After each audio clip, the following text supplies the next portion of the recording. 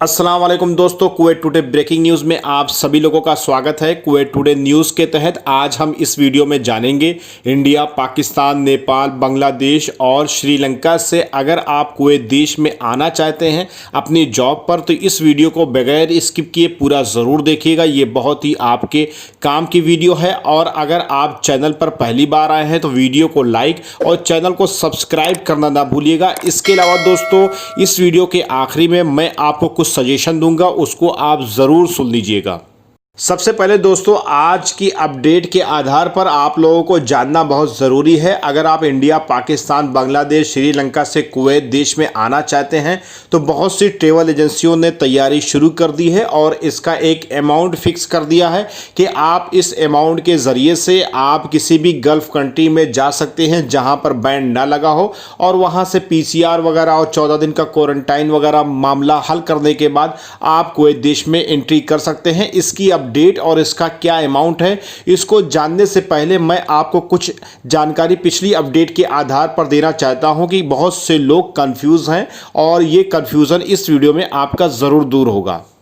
अगर आप किसी भी देश में रहते हैं और कुवैत देश में अपनी जॉब पर लौटना चाहते हैं, जिस तरीके से स्क्रीन पर आपको दिखाया जा रहा है कि 9/1/2020 के बाद आप जो है अगर कुवैत देश का वैलिड अकामा रखे हैं तो वापस आ सकते हैं 9 महीने तक। लेकिन एक और भी अपडेट के आधार पर लोगों ने जानकारी दी कि बहुत सी जगह पर 1/9/2019 भी लिखा हुआ था। इसकी क्या कन्फ्यूज़न है, क्योंकि अगर आप इस कन्फ्यूज़न को नहीं समझेंगे तो आने वाले वक्त में आप सब कुछ फॉलो करने के बाद, पैसा खर्चा करने के बाद भी कुवैत देश में एंट्री नहीं कर पाएंगे। इसलिए इसको समझना बहुत ही ज़रूरी है।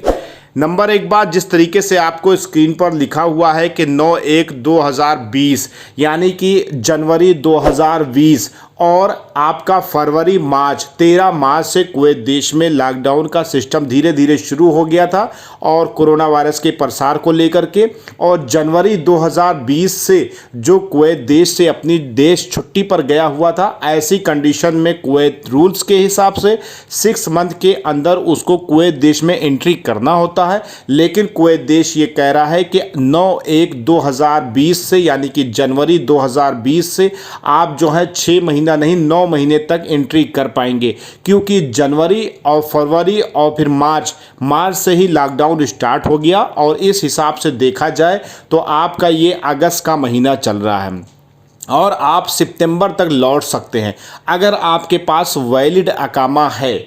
और इसके अलावा अगर जिसके पास वैलिड अकामा नहीं है वो अपने कुवैती से, अपने कफ़ील से बात करके रिन्यूअल भी करा सकता है।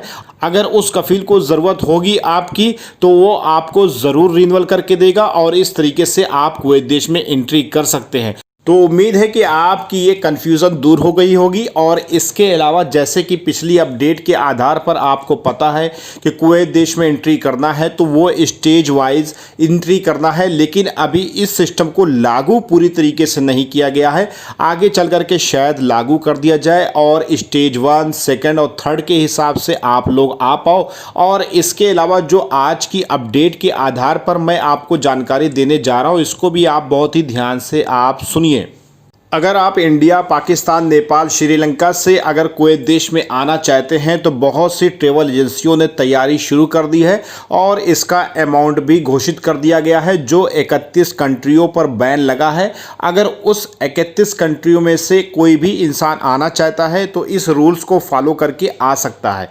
रूल्स के हिसाब से आपको 260 KD या आपको लगभग 500 KD के आसपास पे करना पड़ेगा उस ट्रैवल एजेंसी को। और वो ट्रैवल एजेंसी आपका वीज़ा यानी कि जिस भी कंट्री से, सपोज दैट अगर आप इंडिया के रहने वाले हैं, अगर आप दुबई जाना चाहते हैं या आप किसी भी गल्फ़ कंट्रीज़ में जाना चाहते हैं जहां पर बैन नहीं लगा है, जहां पर फ़्लाइटें अलाउ हैं आने के लिए कुवैत देश में, ऐसे कंट्री में आप जाएंगे तो वहां का वीज़ा वो ट्रैवल एजेंसी आपको प्रोवाइड कराएगी, उसका भी खर्चा और आपके ट्रेवलिंग करने का यानी कि उस देश में जाने का आपके फ़्लाइट का खर्चा।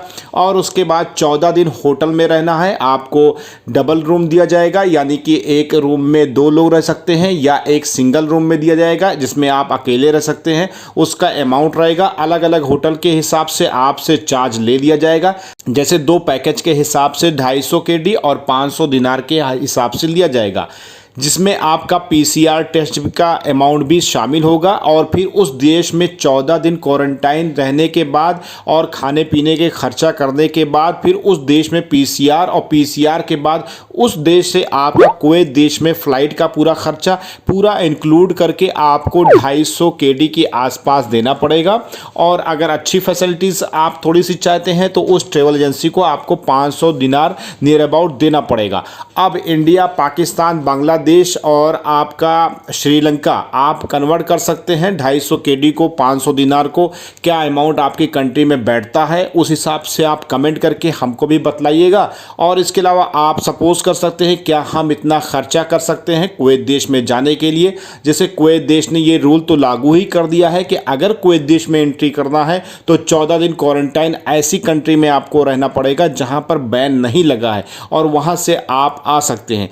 इसके अलावा दोस्तों बहुत से लोगों का सवाल ये दिल में उठ रहा होगा कि वो कौन सी ट्रेवल एजेंसी है, उसका क्या नाम है जिसके तहत हम टिकट कटा करके और वीज़ा वगैरह दूसरी कंट्री का ले करके और कुवैत देश में एंट्री करें। तो ऐसी दशा में अभी उस ट्रेवल एजेंसी का नाम निकल करके सामने नहीं आया है।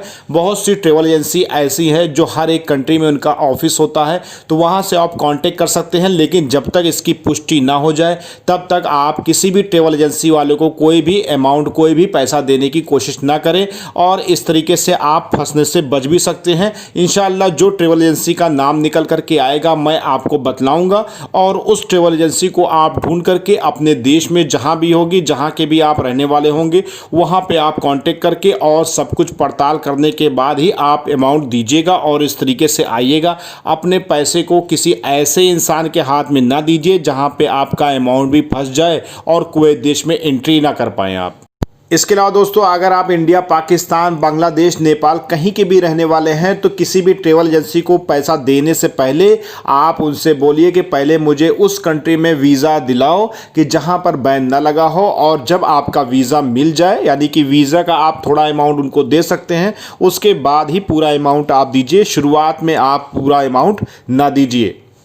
इसके अलावा दोस्तों अगर आप इस तरह की सावधानियां बरतेंगे जो मैंने आपको बताई तो उस हिसाब से इंशाल्लाह आप जो है कुवैत देश में एंट्री कर पाएंगे। लेकिन दोस्तों एक बात मैं और बोलना चाहता हूं कि कुवैत देश में जो भी अपडेट निकल करके आती है कुछ ना कुछ किसी ना किसी चीज़ में बदलाव ज़रूर हो जाता है। इसलिए जो आपका 250 दिनार है और आपका 500 दिनार है इसमें भी बदलाव हो सकता है, ये भी कम ज़्यादा अमाउंट हो सकता है।